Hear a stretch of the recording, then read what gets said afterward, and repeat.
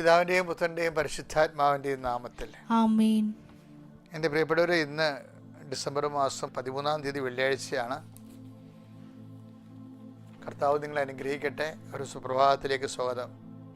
പ്രാർത്ഥിക്കുക. അമ്മേ, പരിശുദ്ധ അമ്മേ, അമ്മേ പരിശുദ്ധ അമ്മേ, ദൈവമാതാവേ, ദൈവമാതാവേ, അന്ന് അങ്ങ് കൃപാസനത്തിൽ പ്രത്യക്ഷപ്പെട്ട് വരാൻ പോകുന്ന മഹാദുരന്തത്തിൽ നിന്ന് രക്ഷപ്പെടാനും എല്ലാവർക്കും വേണ്ടി പ്രാർത്ഥിക്കുവാനും ആവശ്യപ്പെട്ടിട്ട് 20 വർഷം തികയുന്ന ഈ വേളയിൽ കൃപാസനത്തിലൂടെ ഞങ്ങൾക്കും ഞങ്ങളുടെ ദേശത്തിനും അങ്ങ് മധ്യസ്ഥം തേടി തന്ന എല്ലാ അനുഗ്രഹങ്ങൾക്കും കൃപകൾക്കും ഞങ്ങളിപ്പോൾ ഹൃദയം നിറഞ്ഞ നന്ദി പറയുന്നു.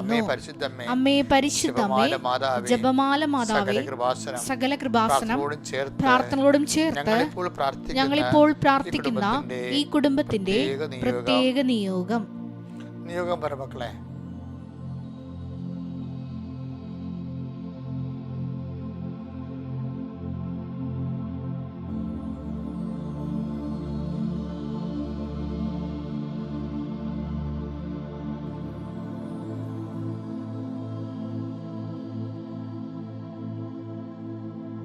ഏറ്റു പ്രാർത്ഥിക്കുക. അമ്മയുടെ പ്രത്യക്ഷീകരണത്തിന്റെ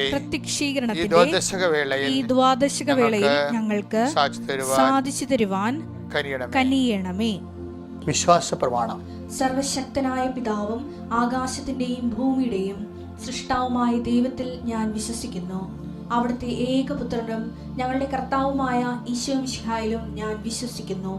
ഈ പുത്രൻ പരിശുദ്ധാത്മാവിനാൽ ഗർഭസ്ഥനായി കന്യകാ മറിയത്തിൽ നിന്ന് പിറന്ന് പൊന്തിയോസ് പീലാത്തോസിന്റെ കാലത്ത് പീഡകൾ സഹിച്ച് കുരിശിൽ തറയ്ക്കപ്പെട്ട് മരിച്ച് അടക്കപ്പെട്ട് പാതാളങ്ങളിൽ ഇറങ്ങി മരിച്ചവരുടെ ഇടയിൽ നിന്ന് 3-ാം നാൾ ഉയർത്ത് സ്വർഗത്തിലേക്ക് എഴുന്നള്ളി സർവശക്തിയുള്ള പിതാവായ ദൈവത്തിന്റെ വലതുഭാഗത്തിരിക്കുന്നു. അവിടെ നിന്ന് ജീവിക്കുന്നവരെയും മരിച്ചവരെയും വിധിക്കുവാൻ വരുമെന്നും ഞാൻ വിശ്വസിക്കുന്നു.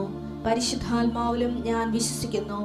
വിശുദ്ധ കത്തോലിക്കാ സഭയിലും പുണ്യവാന്മാരുടെ ഐക്യത്തിലും പാപങ്ങളുടെ മോചനത്തിലും ശരീരത്തിന്റെ ഉയർപ്പിലും നിത്യമായ ജീവിതത്തിലും ഞാൻ വിശ്വസിക്കുന്നു. ആമേൻ. സുഖസ്ഥനായ ഞങ്ങളുടെ പിതാവേ, അങ്ങയുടെ നാമം പൂജിതമാകണമേ. അങ്ങയുടെ രാജ്യം വരണമേ. അങ്ങയുടെ തിരുമനസ് സ്വർഗത്തിലെ പോലെ ഭൂമിയിലും ആകണമേ. അന്നു വേണ്ടുന്ന ആഹാരം ഇന്ന് ഞങ്ങൾക്ക് തരണമേ. ഞങ്ങളോട് തെറ്റ് ചെയ്യുന്നവരോട് ഞങ്ങൾ ക്ഷമിക്കുന്നത് പോലെ ഞങ്ങളുടെ തെറ്റുകൾ ഞങ്ങളോടും ക്ഷമിക്കണമേ. ഞങ്ങളെ പ്രലോഭനത്തിൽ ഉൾപ്പെടുത്തരുതേ, തിന്മയിൽ ഞങ്ങൾ രക്ഷിക്കണമേ. ആമേൻ. നന്മ നിറഞ്ഞ മറിയമേ, സ്വസ്തി. കർത്താവ് അങ്ങയുടെ കൂടെ സ്ത്രീകളിൽ അങ്ങ് അനുഗ്രഹിക്കപ്പെട്ടവളാകുന്നു. അങ്ങയുടെ ഉദരത്തിൻ ഫലമായി ഈശോ അനുഗ്രഹിക്കപ്പെട്ടവനാകുന്നു. പരിശുദ്ധ മറിയമേ, തമ്പുരാന്റെ അമ്മേ, പാപികളായ ഞങ്ങൾക്ക് വേണ്ടി ഇപ്പോഴും ഞങ്ങളുടെ മരണസമയത്തും തമ്പുരാനോട് അപേക്ഷിക്കണമേ. ആമേൻ. ഇവിടെ നമ്മള് ഇന്നത്തെ അനുദിന അനുഗ്രഹ പ്രാർത്ഥന ആരംഭിക്കുകയാണ്. കർത്താവേ, അങ്ങയുടെ സന്നിധിയിലായിരിക്കുന്ന മക്കളെ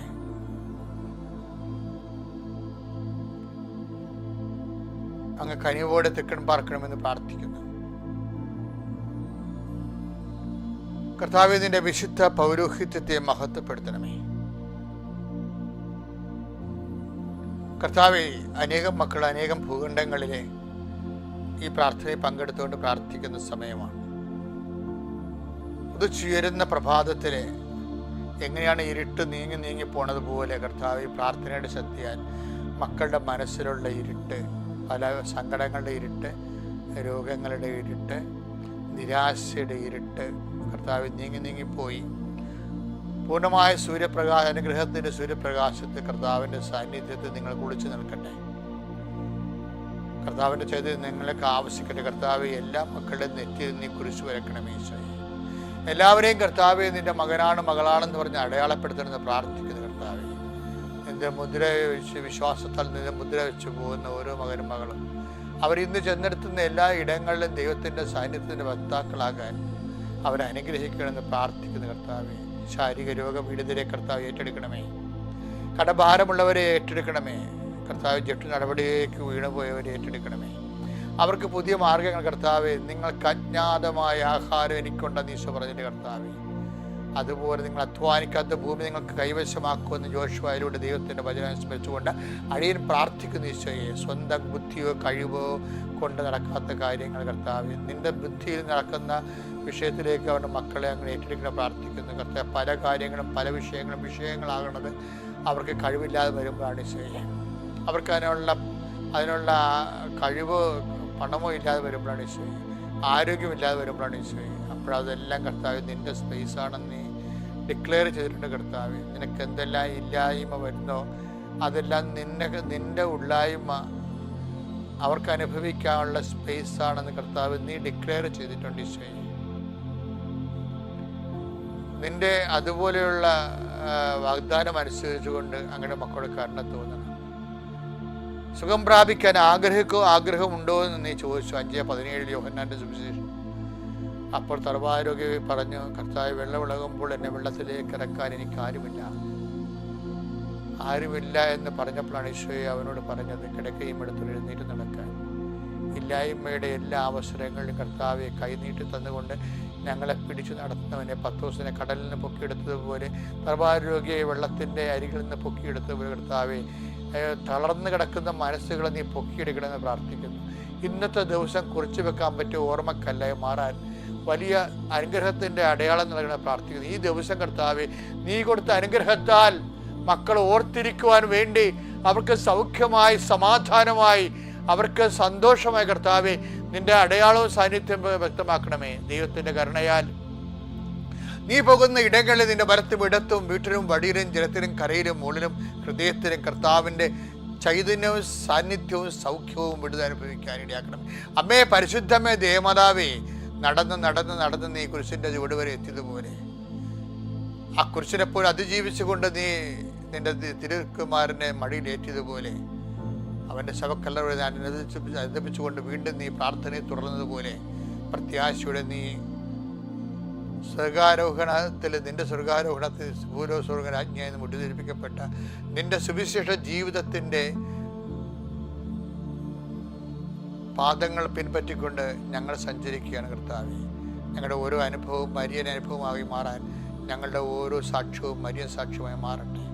ദൈവത്തിൻ്റെ കരുണ നിങ്ങൾക്ക് ആവശ്യിക്കുകയും നിങ്ങളുടെ സാമ്പത്തിക തകർച്ചകൾ, കുടുംബത്തിൻ്റെ സമാധാന തകർച്ചകൾ, ശരീരത്തിൻ്റെ ആരോഗ്യ തകർച്ചകൾ, ജീവിതത്തിൻ്റെ എല്ലാ വരുമാന തകർച്ചകളുടെ മേലെല്ലാം ദൈവം ഇടപെടട്ടെ.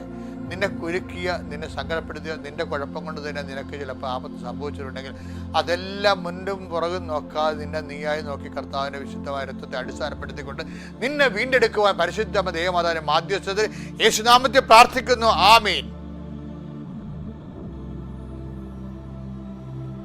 ഓക്കെ, എൻ്റെ പ്രിയപ്പെട്ടവരെ, നമ്മൾ ഇന്ന് 2-3 വചനങ്ങൾ ഒരുമിച്ച് വായിക്കുകയാണ്. അതിൻ്റെ അടിസ്ഥാനം എന്ന് പറയുന്നത് ഓർമ്മക്കല്ല്. ജോഷുവ നാട്ടിയ ഓർമ്മക്കല്ല്. ബൈബിളിൻ്റെ പഴയ നിയമത്തിൻ്റെ ഏറ്റവും വലിയ, പഴയ നിയമത്തെ പുതിയ നിയമത്തുമായിട്ട് കണക്ട് ചെയ്യണത് ഓർമ്മ എന്ന ഒറ്റ വാക്കിലാണ്.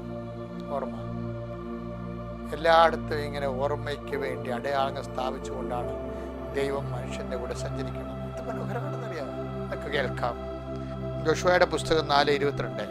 ഇസ്രായേൽ ഉണങ്ങിയ നിലത്തുകൂടെ ജോർദാൻ കടന്നു എന്ന് നിങ്ങൾ അവർക്ക് പറഞ്ഞു കൊടുക്കണം. വാഗ്ദാന നാട് പ്രാപിക്കുക 40 വർഷത്തിന് ശേഷം യാത്രയ്ക്ക് ഒടുവിലെ വാഗ്ദാന നാട് ജോഷുവയും സംഘവും പ്രാപിക്കുമ്പോൾ പറയണ കാര്യങ്ങളാണ്. ഇത് മനസ്സിലായില്ലേ? അപ്പം അങ്ങനെ കൊണ്ടുവന്ന് ആ കല്ലൊരു നാട്ടുകയാണ്. 12 കല്ല് കൊണ്ട് നാട്ടുവരുത്. ആ ഉണങ്ങിയ നിലത്തുനിന്ന് എടുത്ത 12 കല്ലുകൾ 12 ഗോത്രങ്ങളുടെ പ്രതീകമായിട്ട് ഇവർ കരയിൽ നാട്ടും.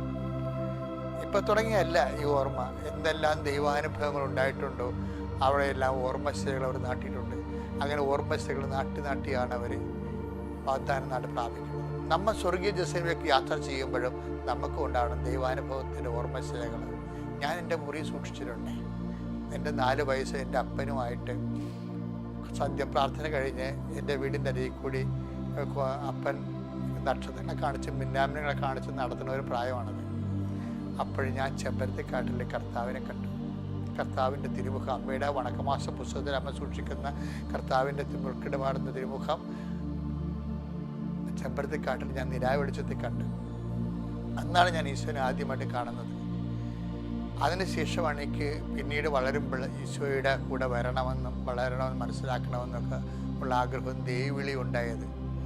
ദൈവം നമ്മളെ കണ്ട കാര്യം, ദൈവം നമ്മളെ അനുസ്മരിച്ച കാര്യം നമ്മൾ ഓർക്കണമെന്ന് ദൈവം ആഗ്രഹിക്കുന്നുണ്ടെന്ന് മനസ്സിലായില്ലേ? അപ്പോൾ നിനക്ക് തന്ന അനുഗ്രഹങ്ങളെ നീ ഓർക്കണം. നിങ്ങൾക്ക് എന്തെല്ലാം കിട്ടിയോ അതെല്ലാം ഓർത്തിരിക്കണം. നിങ്ങളുടെ കഴിവായിട്ട് ക്യാമത്തുമായിട്ട് നിങ്ങളെ കെട്ടിയെഴുന്നേൽപ്പിക്കുമ്പോഴാണ് ദൈവം നിങ്ങളെ വിട്ടിട്ട് പോകുന്നത്. കാര്യം അതെല്ലാം നിൻ്റെ നോട്ട് ബൈ മിനിറ്റിൽ കിട്ടിയതാണ്. അതുകൊണ്ട് ഇന്ന് ദൈവവേദനെ, എന്നെ കേൾക്കുന്ന ദൈവവേദനെ, കർത്താവിനെ ഓർക്കാൻ വേണ്ടി ഓർമ്മശിലകൾ നിൻ്റെ കുടുംബത്തിൽ നഷ്ടപ്പെടണം. ഏതെല്ലാം നിനക്കൊരു അടയാളം ഉണ്ടാണ്, എവിടെ നിന്നെല്ലാം നീ കടന്നു പോകുന്നു അവിടെയെല്ലാം അനുഗ്രഹിച്ച അനുഗ്രഹത്തിൻ്റെ ഓർമ്മകൾ. അതുകൊണ്ട് എന്താ ബൈബിൾ പറയണമെന്ന് വെച്ച് കഴിഞ്ഞാൽ, നിങ്ങൾ നോക്ക് 103 സങ്കീർത്തനം 2 എടുത്തേ. എന്റെ ആത്മാവേ കർത്താവിനെ വാഴ്ത്തുക, അവിടുന്ന് നൽകിയ അനുഗ്രഹമൊന്നും മറക്കരുത്. അനുഗ്രഹം മറന്നു പോകുന്നതാണ് നീചത്തരം എന്ന് പറയുന്നത്. പിന്നെ അനുഗ്രഹം കിട്ടാതിരിക്കുന്നതിന്റെ കാരണം അത് തന്നെയാണ്.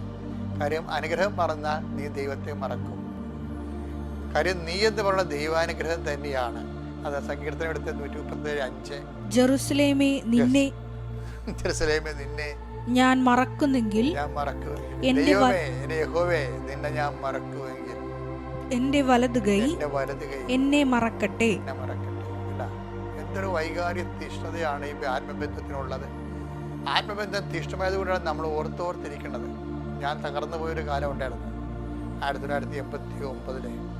പക്ഷെ അന്ന് എൻ്റെ മുറിയിലോട്ട് ഒരമ്മ വന്നു. ഒരു പ്ലാസ്റ്റിക്കിൻ്റെ മാതാവിൻ്റെ രൂപം.